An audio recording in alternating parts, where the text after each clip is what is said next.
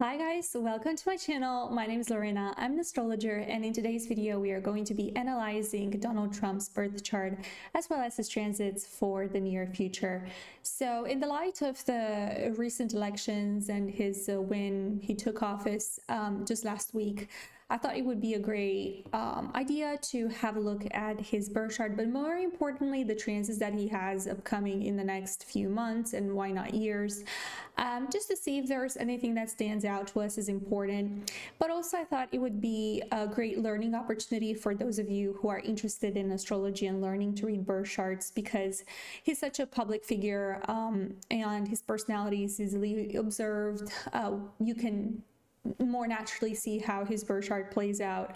So yeah, I think that's a great idea in order to learn astrology, to analyze his chart today. But this is his birth chart. If you don't know much about astrology, especially birth chart analysis, is a technique where we look at the positions of the planets at the moment of someone's birth, and we look at the zodiac signs and the houses that planets fall in to understand whether what are going to be a person's interests, challenges, soul purpose, stuff like that. The birth chart is subject to a person's life decisions, so it's not going to be 100% fate. It's somewhere like like in genetics, 50% is the phenotype, 50% is the genotype. Some features in a person are going to be the result of their environment, some features are going to be the result of genetics. We also say that someone's trajectory in life is partly shown in their birth chart, partly due to their environment and how they were raised. So some of those things do show up in the birth chart, but obviously person's choices, especially when it comes to the character, so being moral or not, definitely depends on the person's choices. But we do see a lot of predispositions in the birth chart, including the life direction of someone, so we can see if they would be meant to be a good politician or not, for sure. Anyway, we're going to start off this reading with the sun. The sun is actually a very important planet for Donald Trump, because the sun is not only his zodiac sign, which is in Gemini and in the 10th house, but it's also the ruler of his ascendant, which is at a critical degree, the anaretic degree of 29 degrees and 58 minutes in Leo. So we oftentimes see people who are celebrities or who end up having important roles in their lives. They have what we call the fame degree. The fame degrees are going to be 5, 17, and 29. These degrees are Leo degrees, and the Leo degrees relate to a level of fame. The 29th degree has an additional meaning because it's the very last degree. It puts a little bit of a pressure on someone's life. So something so fragile like the ascendant can change every minute. Every 4 minutes it changes 1 degree.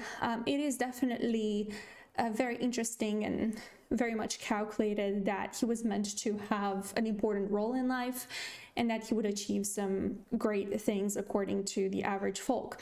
Now, the ascendant in Leo means that on an instinctual level, he's a person that shines in every place that he goes. The ascendant rules how we instinctively respond to life. So without thinking, how do we respond to the challenges around us? You walk into a room, what are your mannerisms? What are your first thoughts? And people with the Leo ascendant, their very first instinct is to show up as a regal person, to appear maybe a little bit prideful, but also very confident in their posture, in their energy.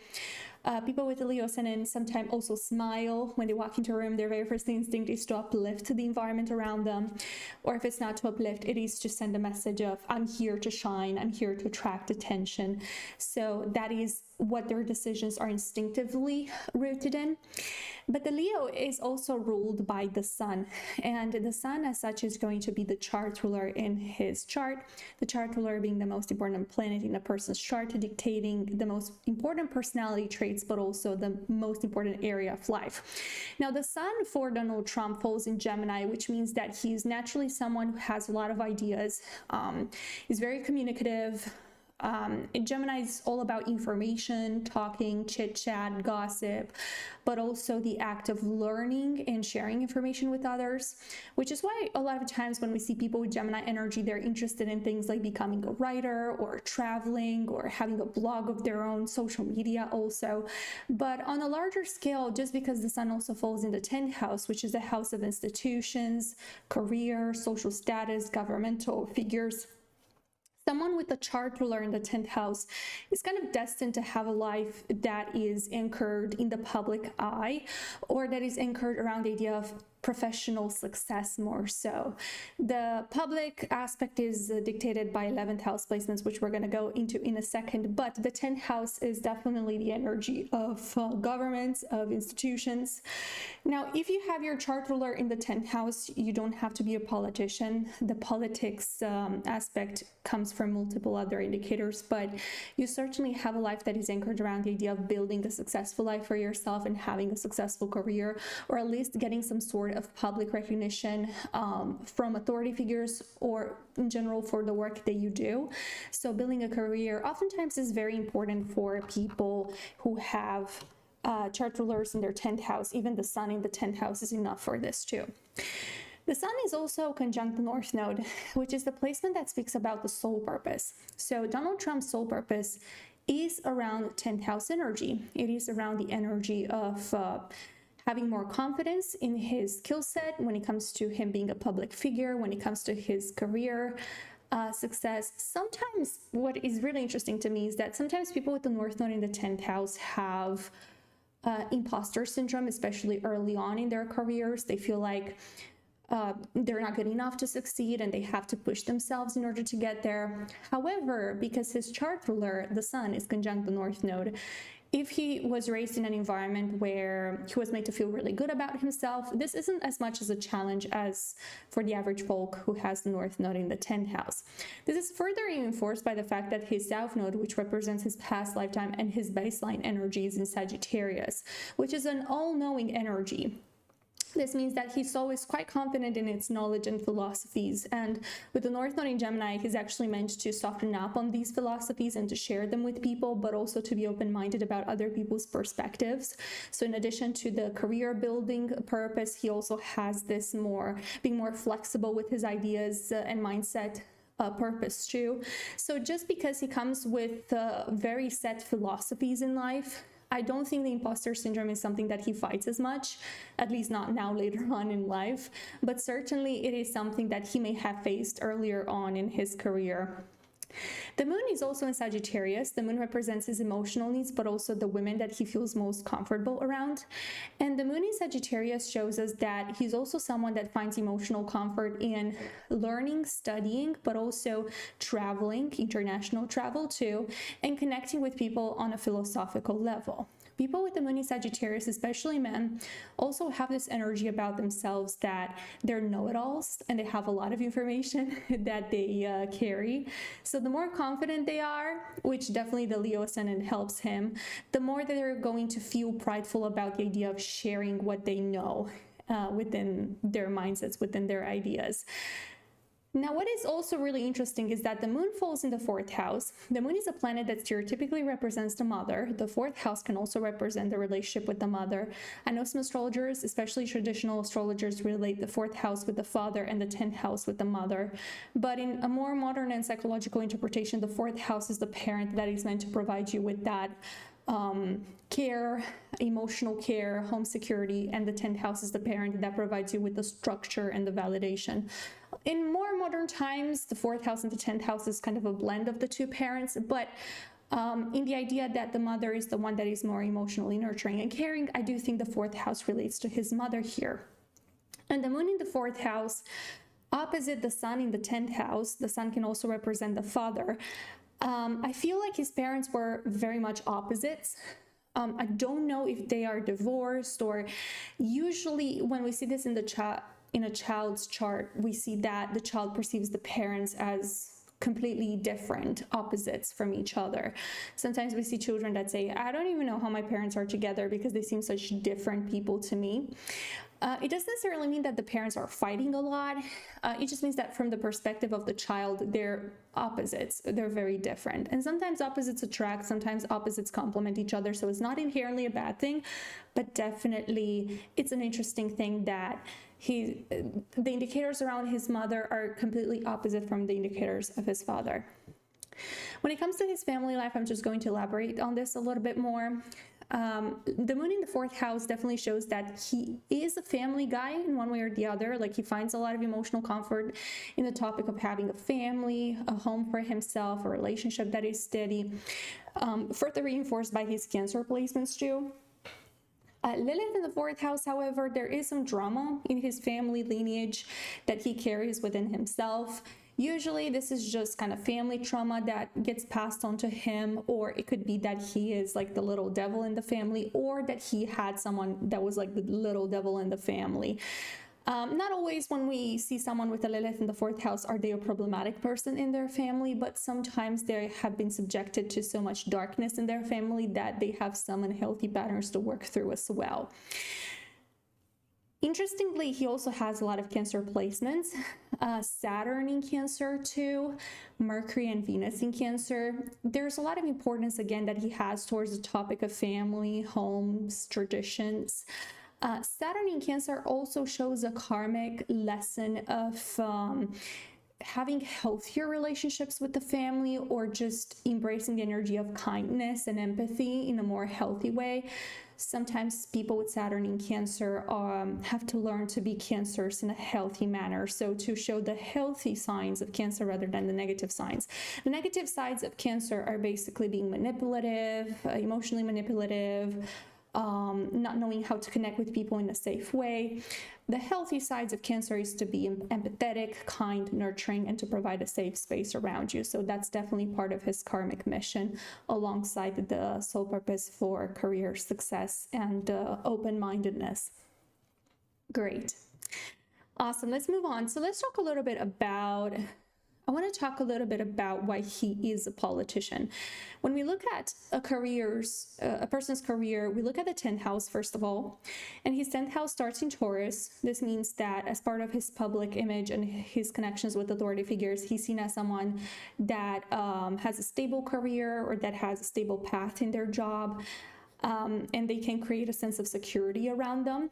Taurus is ruled by Venus, so Venus is going to be his career ruler, and Venus falls in the 11th house.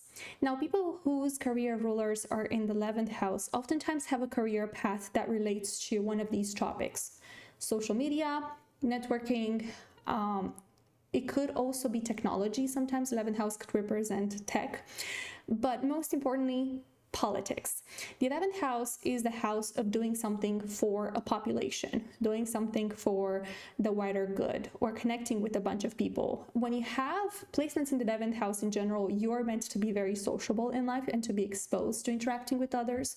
But when your career ruler is here, and also conjunct Saturn, which is a planet that speaks about structure and organizations and that kind of stuff, then definitely there's a connection here between the 10th house and the 11th house, where his career is interconnected with the idea of doing work for a population, and that generally ties to the definition of being a politician. It also helps him that Mercury is in the 11th house, because people with Mercury in the 11th house, oftentimes they have their mind very preoccupied with people's issues. And that's a great placement for politicians to have, because they're always constantly thinking about new things to bring into new legislations, what people are concerned about. So that's something that you want to see. Mercury also in Cancer is an interesting placement, because people with Mercury in Cancer can be very connected to the ideologies that they learned from their family. So if their parents taught them, this is what's good, this is what's bad, it's a lot of times very hard for them to distance themselves from those philosophies. And the fact that Sagittarius is in the South Node and the Moon in the 4th house, this further reinforces the fact that he comes with very strong belief systems and philosophies that he has learned from his parents, or from his mother more specifically, but it could be the family as a whole. And he carries them throughout his life and throughout the decisions that he makes for the population too. So he is someone that has been quite influenced by his early environment. What is interesting to me, however, is that he does have something of a neurodivergence going on here. Not a diagnosis by any chance, but Mercury squares Neptune.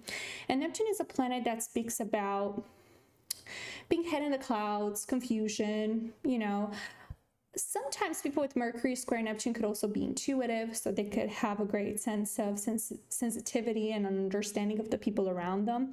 But when you talk about a square between these two planets, a lot of times you talk about mental disorganization or a tendency not to follow through with your schedule or to forget your keys, to have some budgeting issues, especially because Neptune is in the second house alongside Chiron. The one thing that he may struggle with in life is money, or the topic of managing his finances and what he owns.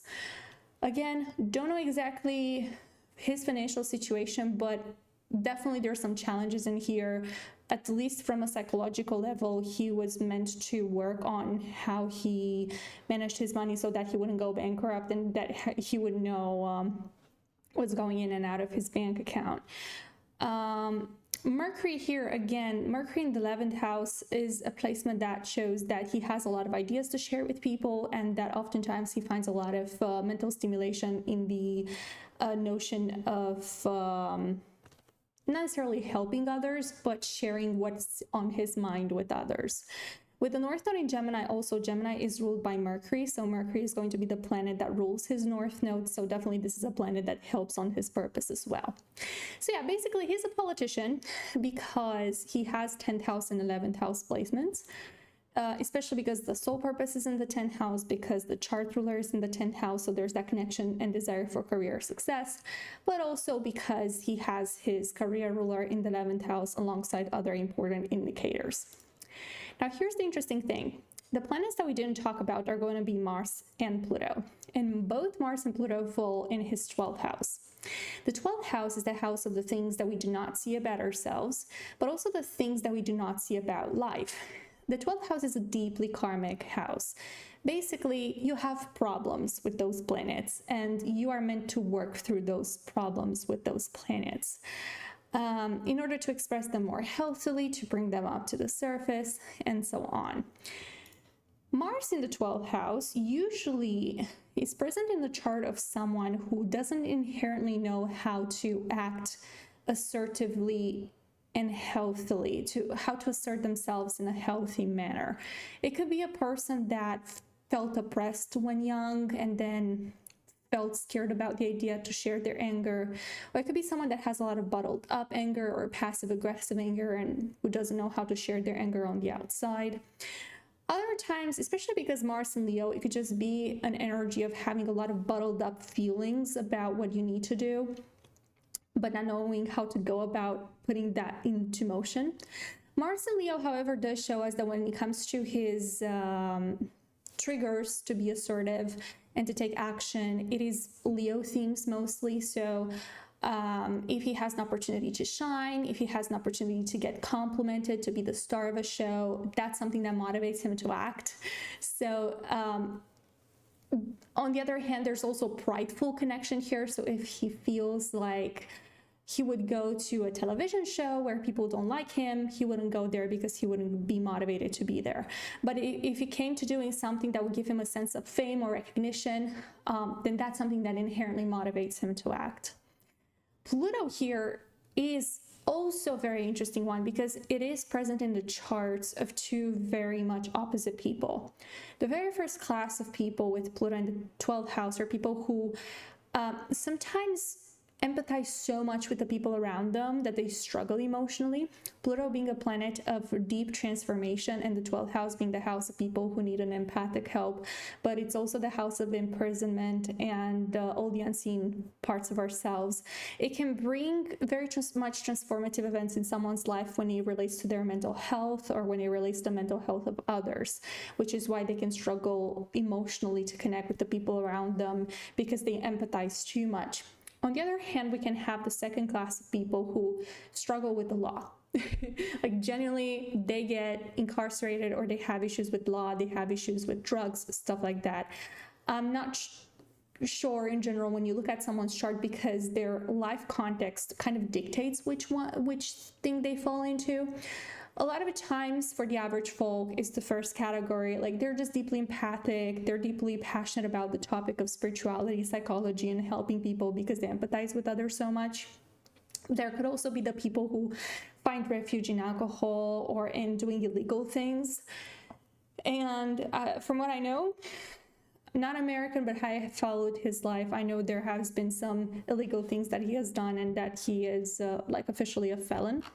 So, sorry, that's my cat playing with the keyboard. Let's go back to the chart. There we go. So yeah, there you go.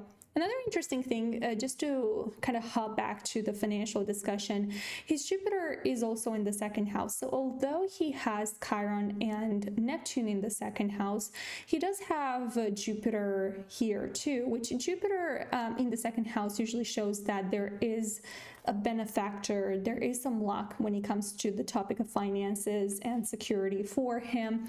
So even though Chiron in the second house can make the topic of money, but also self-esteem and self-worth quite a triggering discussion, Jupiter here in the second house says that particularly through Libra topics like diplomacy, business connections, one-on-one connections, he's able to build financial security and stability for himself.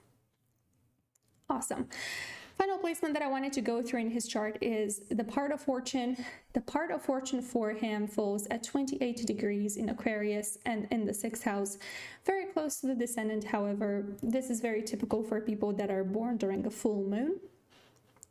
The part of fortune represents where a person finds luck in their life, and for Donald Trump, this is Aquarius. Aquarius being the energy of the 11th house, stereotypically. It speaks about the population, masses of people, but also innovation and being in groups of people. So that's something that if he does, he finds luck in his life. So again, another point for him being a politician, this is something that aligns with where he finds a lot of luck in life as well. Part of fortune in the 6th house does show that there could be luck in the work environment whenever he works with people, especially because his 6th house is in Aquarius.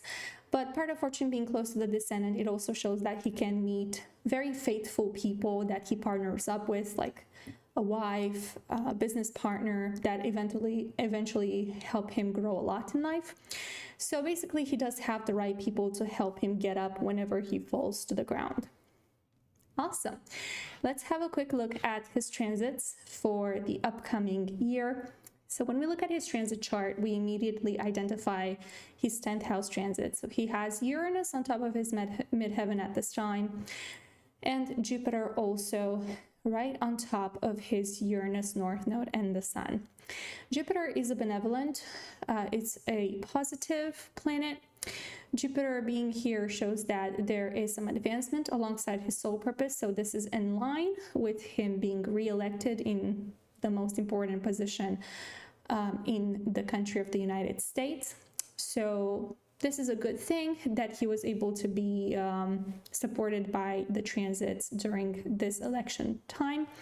Uranus on top of his midheaven, it's also a planet that speaks about doing things differently, unconventionally as well. I think that, especially because Uranus is going to be here for the entire period that he's going to be president, and Uranus was not here when he was president the last time, I think this speaks about some new ways of dealing with this function. It could be the case that he wants to run it solo, he wants to do some things more eccentrically, or he wants to be more independent. Usually Uranus means stop telling me what to do. I don't want to follow rules anymore. I want to run it my way. Now, from what I know, or from what I followed, his previous presidency was pretty much the same. Like he was always a little bit like running his own game. But it feels like taken, not necessarily to the extreme, but it feels amplified. At least the feeling that he has within himself that he doesn't like people telling him what to do, especially like higher authority figures. dictating what he has to do. It just feels like, you know what, I just want to be independent, like an entrepreneur. Usually people, when they have Uranus in the 10th house, they just want to start their own business. Like they have that feeling of, I don't want to work for someone else anymore. But when you're a president and you have Uranus entering your 10th house, it definitely speaks about, I want to do things differently and I want to make sure that I do it in my own terms. Now, I don't know what his terms are. So it really depends on what his beliefs are and what his intentions are. But I do think that he's going to be not listening to others, or he's not going to be as easily influenced by others during this term as he was last time. Not that he was before, but he's more independent this time around. Great. Jupiter will be entering his 11th house in 2025. So he will have some sort of increased popularity around that time. Definitely, I think he's going to do something in 2025, even 2026, first half of the year. 2026 is when Jupiter is also in his 11th house.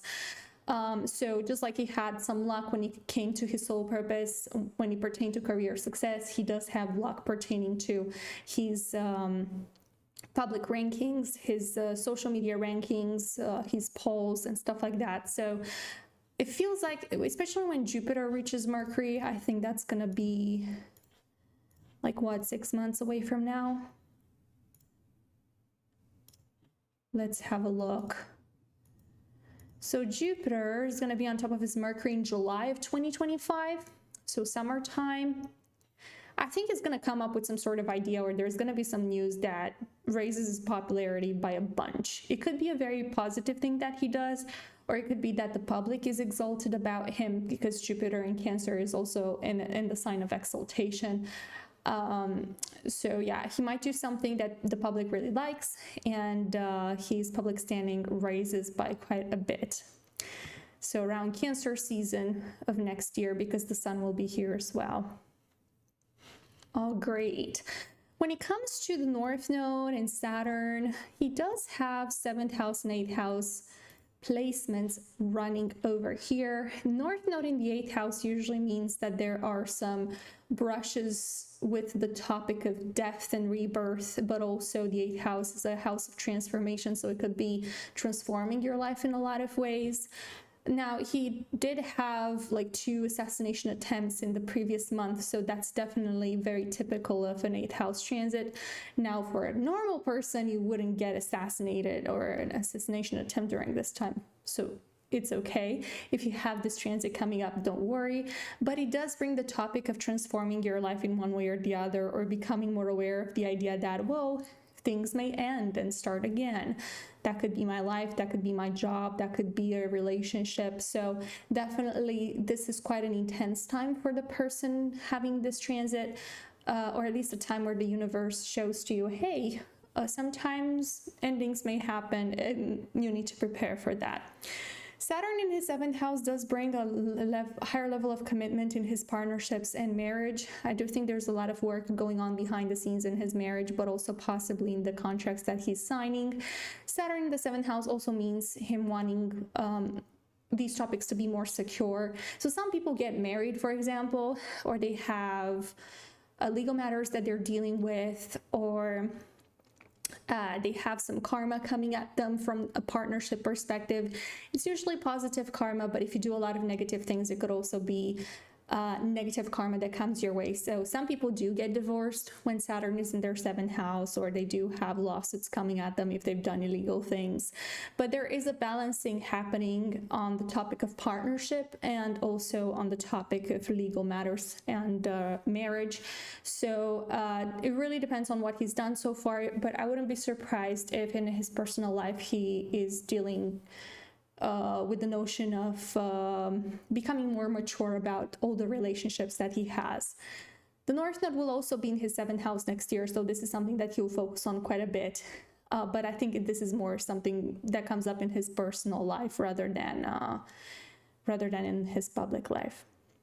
But yeah, I think that's pretty much everything that I got for today. So I hope you guys enjoyed this video and it helped you understand astrology a little bit better, maybe gave you some useful information about his life as well.